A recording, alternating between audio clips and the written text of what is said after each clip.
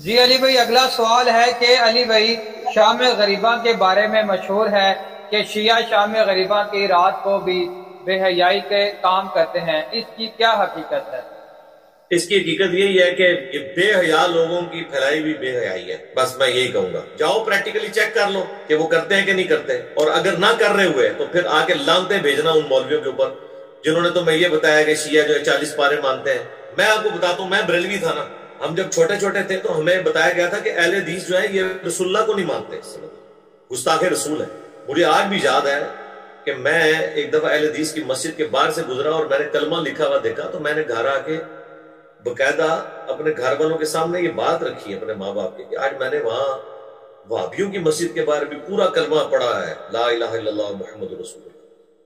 آپ اندازہ کریں کہ کس طرح کا زہر گھولا گیا تھا. ہمیں یہ پتہ ہی نہیں تھا کہ یہ نبی علیہ السلام کو مانتے ہی نہیں مانتے. میں نے اپنی کبھی زندگی میں بھی کسی دیوبند یا اہل حدیث کی مسجد میں جماعت کے ساتھ تو دور کی بات، بغیر جماعت کے بھی کبھی نماز نہیں پڑھی تھی. جماعت کے ساتھ تو ظاہر ہے، ہمیں تو اعلیٰ حضرت نے بتایا ہوا ہے کہ ان مسئلے گر جائیں، ٹھیک ہے، ان کی مسجدیں وہ چھوڑ دیں. یہ لوگ تو مطلب کوئی ایک دوسرے کا وہ معاملہ نہیں کرتے، تو یہ جھوٹ بولتے ہیں ایک دوسرے کے بارے میں. تو آج دیکھیں، اللہ کا شکر ہے کہ ہماری اس دعوت حق کی برکت سے سنی شیعہ تفریق کافی حد تک ختم ہوئی ہے، دراڑ فل ہوئی ہے. لوگوں کو پتہ چلا کہ کون سی بات حق ہے، کون سی بات ہے. آپ کیٹاگوریکل ڈینائی کر کے کبھی بھی کسی سے حق بات منوا نہیں سکتے. جو جتنی بات درست ہے اس کو آپ نے ماننا ہے. اس لیے آپ دیکھیں، ہم بریلویوں کی جتنی بات درست ہے وہ مانتے ہیں، ڈنکے کی چوٹ پہ مانتے ہیں. اہل حدیث کے ہاں تبرکات کے حوالے سے بڑی ایگزیجریشن تھی، بہت کیٹاگوریکل ڈینائی تھا. میں نے کہا نہیں، یہ تو زیادتی ہے. رسول اللہ کے جو اوریجنل تبرکات ہیں وہ تو صحابہ کرام ان سے فیض حاصل کرتے تھے. آپ کے بالوں کا دھوبن شفا کے طور پہ لیتے تھے، صحیح بخاری میں حدیث ہے، صحیح مسلم میں آپ کے کرتے کا دھوبن. لیکن اس سے بزرگ بابے ثابت نہیں ہوتے. ہم نے ان کا مقدمہ صحیح مانا اور جہاں ایگزیجریشن تھی انہیں سمجھائی.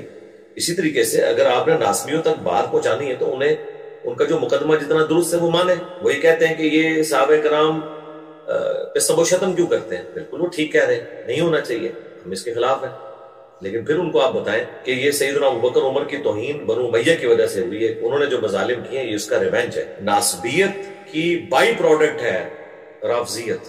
نہ یہ حضرت علی کے ساتھ اس طرح 60 سال تک ممبروں کے اوپر لانتے انہوں نے کی اور آج تک لانتے پھر کھا رہے ہیں. اس طریقے سے شیعہ سے آپ اپنا مقدمہ تب بنوا سکتے ہیں جب آپ ان کی صحیح بات کو صحیح کہیں. جنگ جمل صفین نہروان ظاہر ہے ان کے لیے زندگی میں یہ کربلا ایک امپورٹنٹ ایونٹ ہے، اور اس سے پہلے جنگ جمل صفین نہروان. اس کے بغیر تو آپ ان سے بات اگلی کر نہیں سکتے. جہاں غلو ہے وہ آپ ہائی لائٹ کریں.